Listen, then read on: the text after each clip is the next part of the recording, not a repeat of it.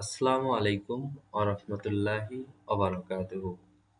আপনারা এখন আমার স্ক্রিনে যে ডিজাইনটি দেখতে পাচ্ছেন তা সলিডওয়ার্কস ব্যবহার করে কিভাবে সহজে তৈরি করা যায়, আজকের টিউটোরিয়ালে আমরা সেটি শিখব। তো চলুন শুরু করা যাক। প্রথমে আমি একটা নিউ ট্যাব নেই, কিবোর্ড থেকে কন্ট্রোল এন চেপে ধরে তারপর এখানে পার্ট সিলেক্ট করে দেই এবং ওকেতে ক্লিক করি। আমরা নতুন একটা পেজ নিলাম স্কেচটা করার জন্য, ড্রয়িংটা আঁকার জন্য। এখানে আমরা স্কেচটা দেখি, এখানে স্কেচের সমস্ত মাপগুলো দেয়া আছে। এটা অনুযায়ী আমরা স্কেচটা করব। তো আমরা একটা প্লেন নেই, যেহেতু স্কেচটা টপ প্লেনে করা আছে, তো আমরা এখান থেকে টপ প্লেন সিলেক্ট করি। সিলেক্ট করার পর আমরা এটা এখন আঁকবো। এটা এটা আঁকার জন্য এখানে দেখেন ডাইমেনশন দেওয়া আছে, ডাইমেনশনগুলো ফলো করে আমরা এটা আঁকবো এখন। এটা আঁকার জন্য আমরা প্রথমে একটা সেন্টার রেক্ট্যাঙ্গেল নেই, এখানে ক্লিক করবেন। এটা সেন্টার রেক্ট্যাঙ্গেল, সেন্টার রেক্ট্যাঙ্গেলে ক্লিক করার পর সেন্টার রেক্ট্যাঙ্গেলে ক্লিক করবেন। করার পর অরিজিন পয়েন্ট থেকে এটাকে নিয়ে নেবেন, টান দিবেন এবং এখানে আমাদের একটা আর্কের প্রয়োজন হবে। তো আমি সার্কেল ব্যবহার করে আর্কটা দিয়ে নেই। এই পর্যন্ত আর্কটা দিয়ে নিলাম। নেওয়ার পর এখন আমি ওকেতে ক্লিক করি। ওকেতে ক্লিক করার পর আমরা এর মধ্যে একটা রিলেশন দিয়ে দিই, ভার্টিক্যাল রিলেশন দিয়ে দেব। এখানে দেখেন অ্যাড রিলেশন, তো আমরা ভার্টিক্যাল রিলেশন দিয়ে নিলাম।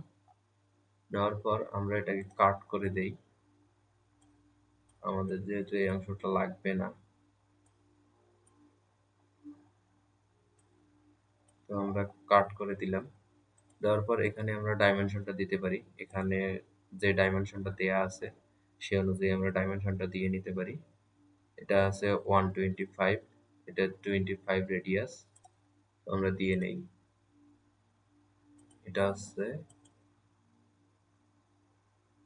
125 ইন্টার, দেন এটা আমাদের হচ্ছে 25 রেডিয়াস, 25।